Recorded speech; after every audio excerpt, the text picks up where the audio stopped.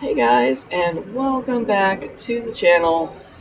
So today we are continuing Farm Mountain Eco Zoo, my ethical all animals zoo here in Planet Zoo. And so this is when I finally uninstalled Planet Zoo Plus and realized that the pangolins, of all the animals in the zoo so far, the pangolins were the ones that didn't have enough space. Which is kind of crazy. The proboscis monkeys, the gibbons, the orangs are all fine. It's just those stinking little pangolins. So I added them a little outdoor kind of off-show habitat that you can kind of see from the boardwalk. So just simple with the same fences from around the front and kind of similar planting. Again, using the grouped rocks trick to kind of add that rocky ground, which is really nice. It's starting to come along pretty well. I'm just, spamming some bracken in there, adding some fallen logs, because, these guys do climb in real life, even though we don't climb in Planet Zoo. So, it's coming along very nicely. I'm liking where it's at. And we're just going to finish up this little pangolin habitat here. We're going to give them a burrow, because I forgot that they can actually use the burrow, which is always nice. And just adding a little foliage work around the exterior of some of these habitats, so it's not just a bare wall. Bamboo, Douglas firs, the main mix there. And adding ground cover, just trying to cover up that bare blank ground wherever possible. This little gap in the path here becomes a planter. And then we're going to move on, once we're done with the pangolins here, to the Malayan tapir and Babirusa build. We're going to do both of them at once. Here, just beyond the pangolins, they're kind of not a shared habitat, but something that looks like it's connected at least. So, same strategy that I've used quite a bit before, using this moat technique to keep off barriers. And I wanted to use this modular stable set that I got off the workshop. It's very nice. It looks great. The only problem that I will come to find is that the doors are a little too small for the Malayan tapir to go into, but that'll be a little bit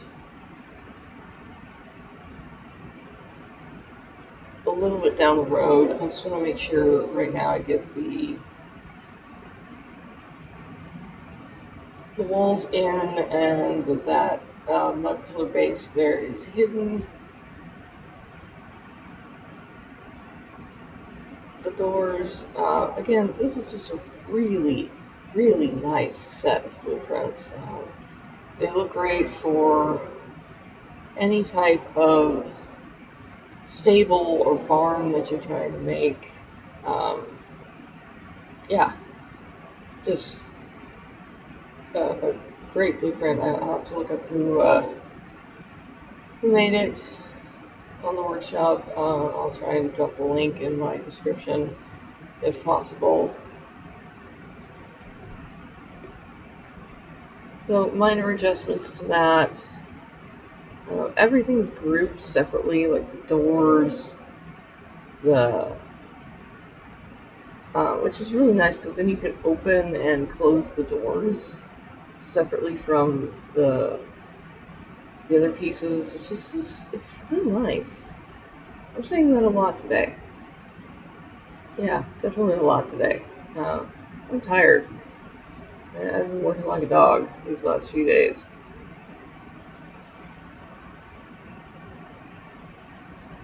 So we're getting the Babirusa side, and they're just going to have a couple stalls, kind of communal stalls, where they can just kind of run in and go in and out as they want. The Malayan Tapir on the other side, they have uh, two separate stalls. Just throwing the null barriers in, and we're going to separate them in their habitat just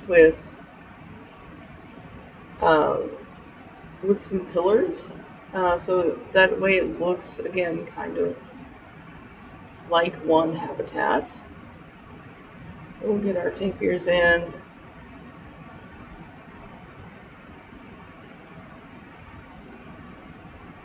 And Babirusa in.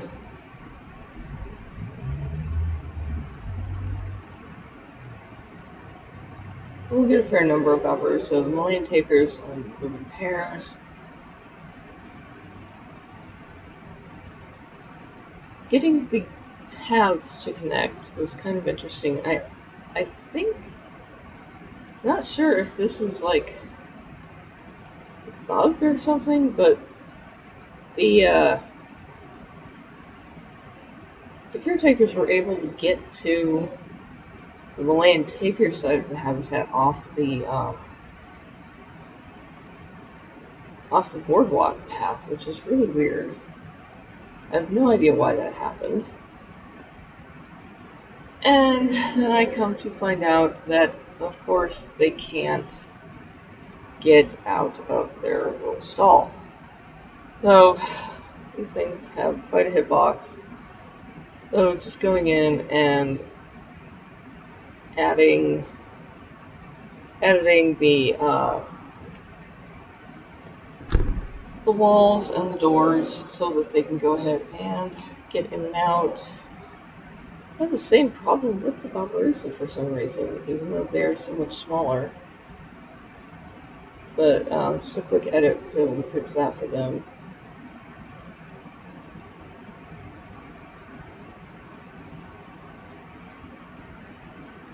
So still having access issues, getting them into the full habitat. It's just the constraints of Planet Zoo, you know. So I chose the African wood pieces here. I think they're just called African branch pieces. But to make the barrier between the Babirusa and the tapirs, these guys like a fair amount of short grass.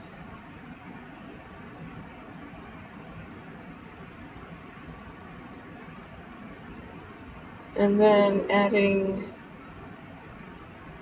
our wonderful plaster buildings to the exterior of our stables. You're not actually going to be able to see the stables themselves from the path. I considered leaving the view on the front, but the way there's just too much contrast between it's a beautiful set, but the wood contrast just doesn't fit great with the go away green of the rest of the building. I'm tired this morning. Sorry, words are difficult.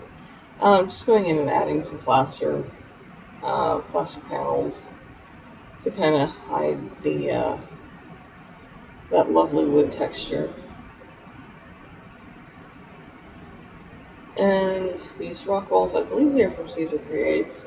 Very, just the exact ones that I'm looking for to make the wall of this habitat. Coming out, it's coming out quite nice. I'm very happy with it so far. We'll do the same on the Babirusa side.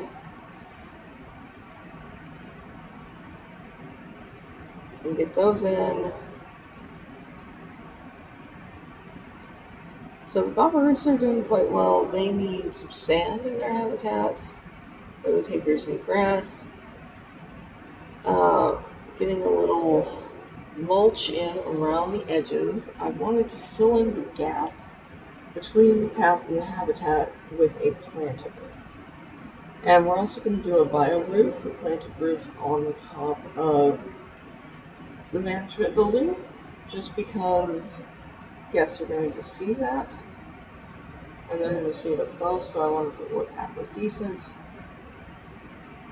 So starting with the conservation grounds panels, and then going for the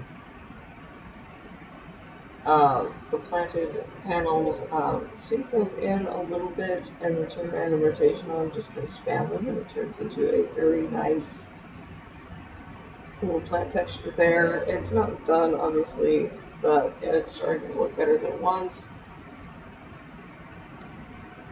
So I'm getting more mulch panels in.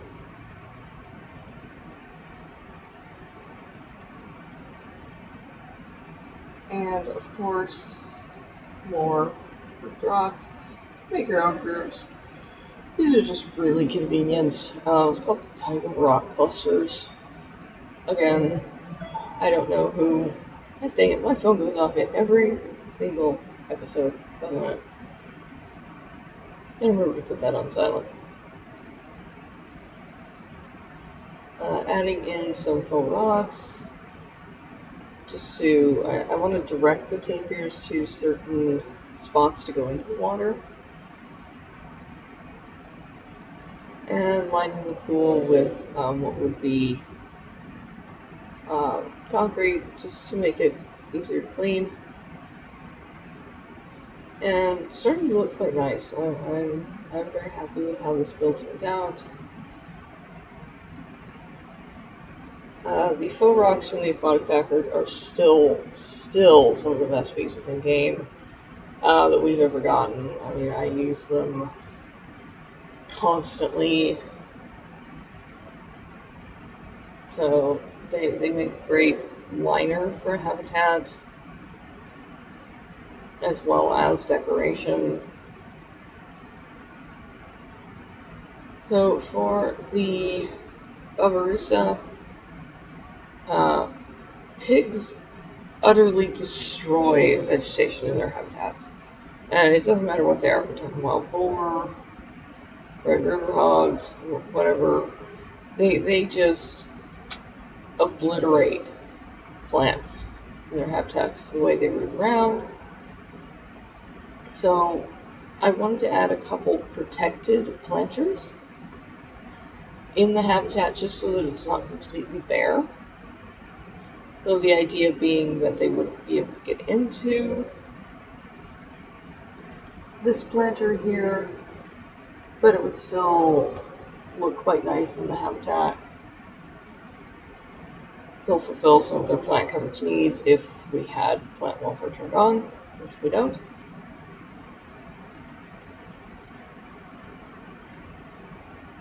So more ubiquitous arrowwood bushes. That's one of my main plants for my plant palette for this. Anytime I'm building a taiga zoo, the arrowwood bush is very, very important. It just makes wonderful ground cover.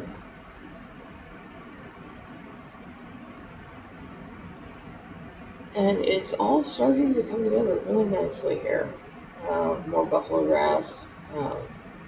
One of the best plant pieces we have in game.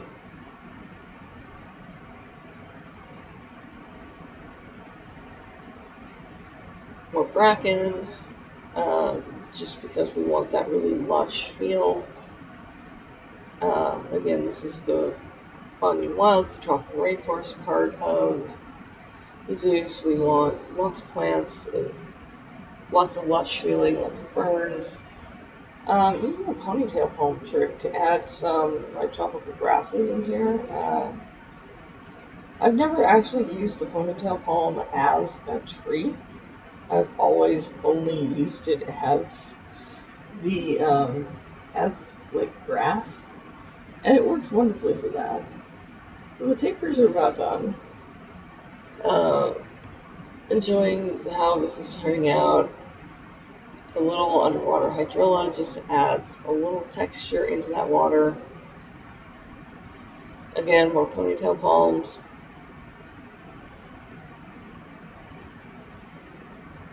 And that is the habitat coming together.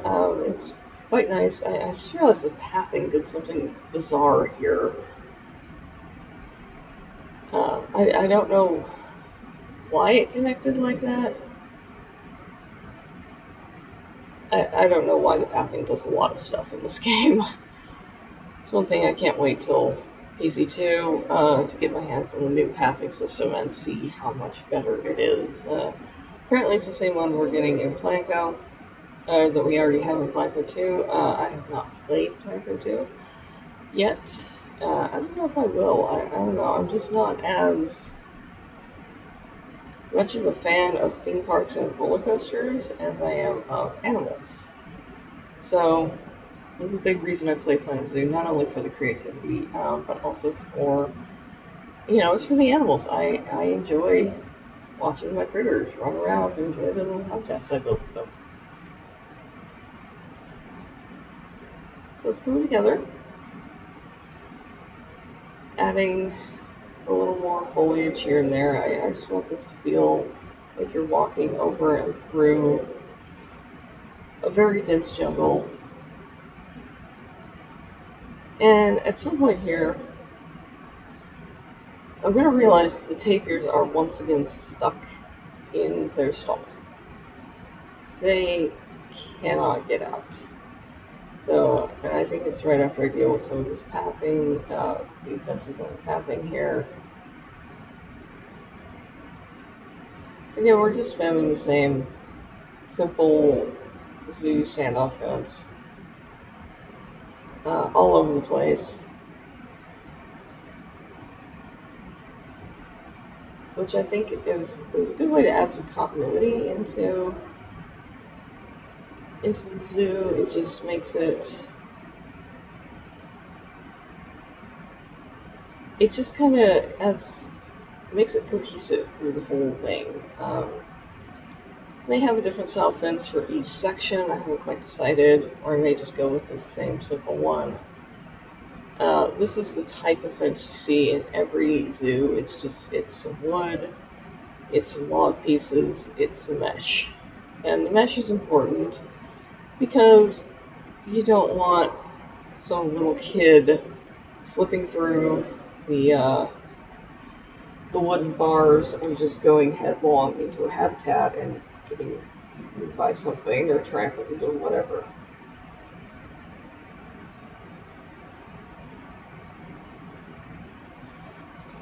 So the planting around this habitat, I want it to still feel like,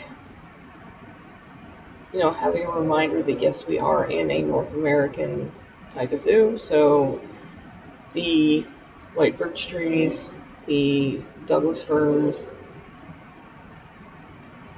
all of that, more arrowwood bushes, just to kind of have a blend of like the tropical feel with the bamboo, even though bamboo is not a strictly tropical plant, and the more temperate taiga forest feel, giving the pigs a mud bath and some air enrichment. I still really can't stand the mud bath in the game with how it looks. And I was trying to get a forage box in here for them as well because I need a little extra enrichment. And I realized the only place I had to put it was where I had that planter. So I just got rid of the planter and made it their forage box. Hiding the mud pool as much as possible with the terrain tools. I'm going to go in and, because right now it's in a sand pit, that doesn't work too well. We're going to use the rough dirt texture to make it look a little more muddy. And here's where I realized that the tapirs are stuck again. It's it's something else. I don't know what happened or what changed. I guess it was when I added the plaster panels, although I don't see how. So, going in and adjusting the stable walls again to try and make it so that they can get out. And I'm still very confused as to what happened. Why it's just.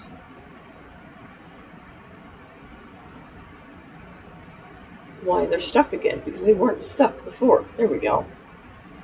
So now they're finally able to get out, and then now what I've done is I've destroyed their swimming area by lining the pool with concrete. They can't actually swim, they can only wade. So I went ahead and just raised the height of the water. It's a little bit below the path, so they can't get up onto the path. Wanted to make sure they have enough land requirements.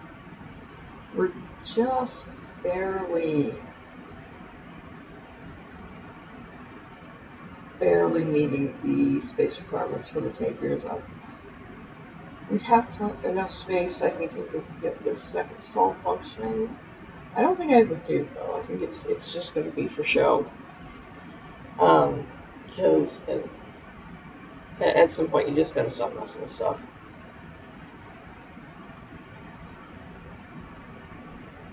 And this is a trick. If you select an animal, go into the heat map, and go into the traversable terrain heat map, you can then edit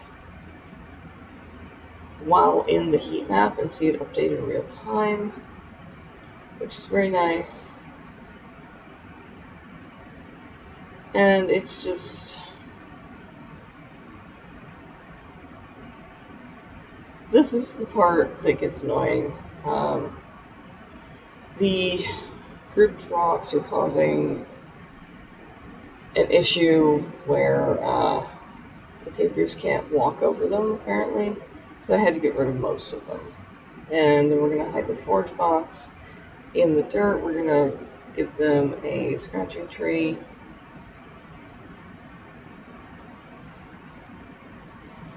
Lots more buffalo grass to hide kind of what we did. And yeah, those are the habitats. They are starting to look really nice. As you can see, I've kind of blocked out where the habitats are going to go. I believe that is the size requirements workshop item. Again, go download that one. It's so valuable.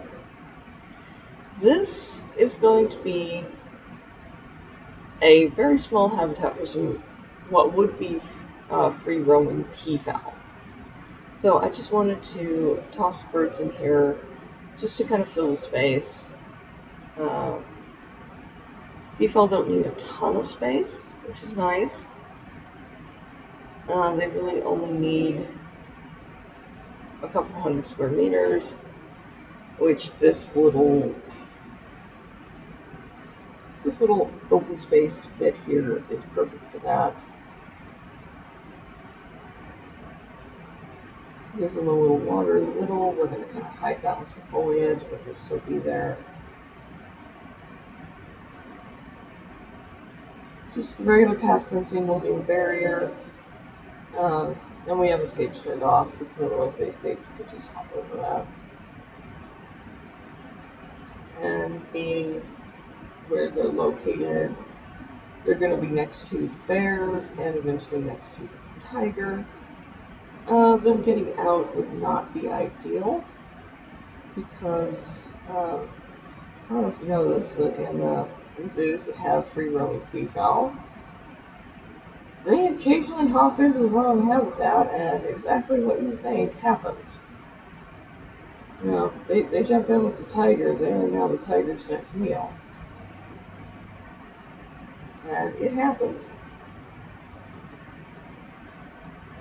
So I'm going to plant this little bit here, just with the cattails, the beech trees, that we use as bushes, and some flowers. I went ahead and decided to use some of the grass up flowers.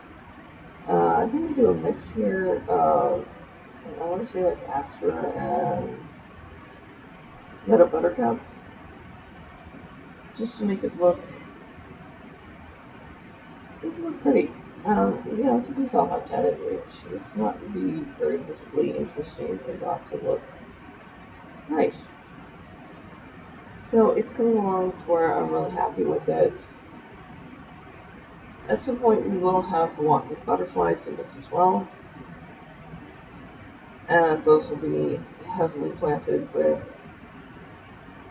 uh, with flowers and all that. So just throwing a few white birch trees around, give it that nice timber feel, and then adding in some Babirusa foggrass, which is another really underrated piece, just to give it a different grass texture. And that is the peafowl habitat coming along. I want to kind of keep it a little bit with some bushes. Again, those little beach saplings sunk into the ground make wonderful bushes. And that is Malayan tapir, mostly with Babirusa and peafowl, just about done. So I'm really happy with how this section's coming out. If you guys want to see more, please hit that like button, subscribe, and I will see you guys in the next one. Bye-bye.